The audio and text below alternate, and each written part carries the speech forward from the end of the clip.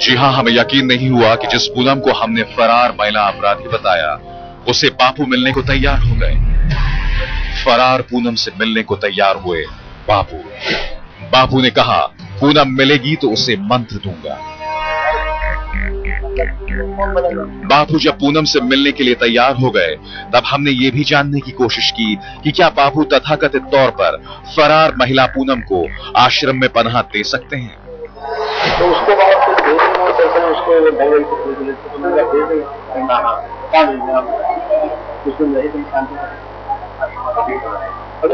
शांति से वहाँ है वो करे कि नहीं मुंबई में लाइट हो रहती है।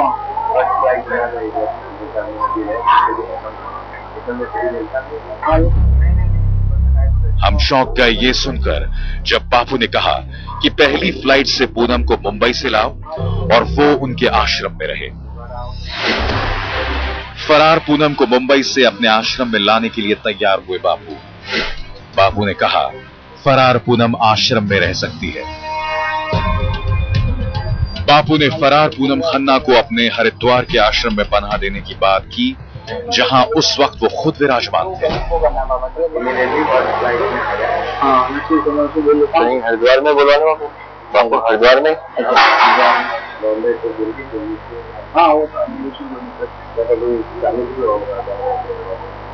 अभी नहीं बॉम्बे लखनऊ दिल्ली दिल्ली में कभी यहाँ तो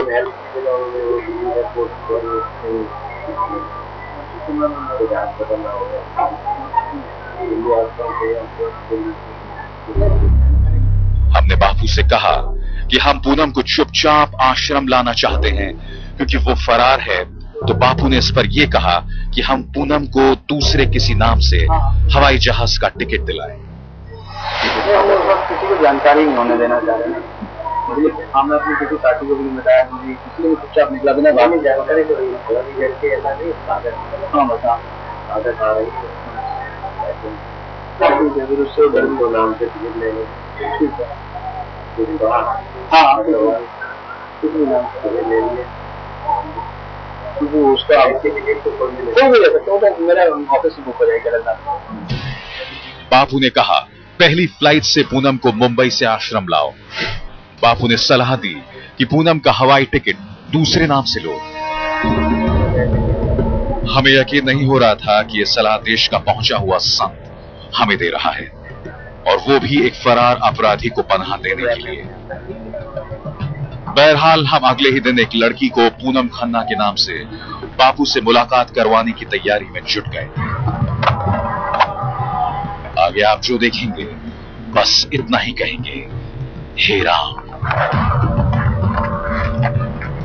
हिरेंद्र पुंडीर, आशीष महर्षि और हरीश शर्मा के साथ अरुण सिंह, हरिद्वार, आज तक।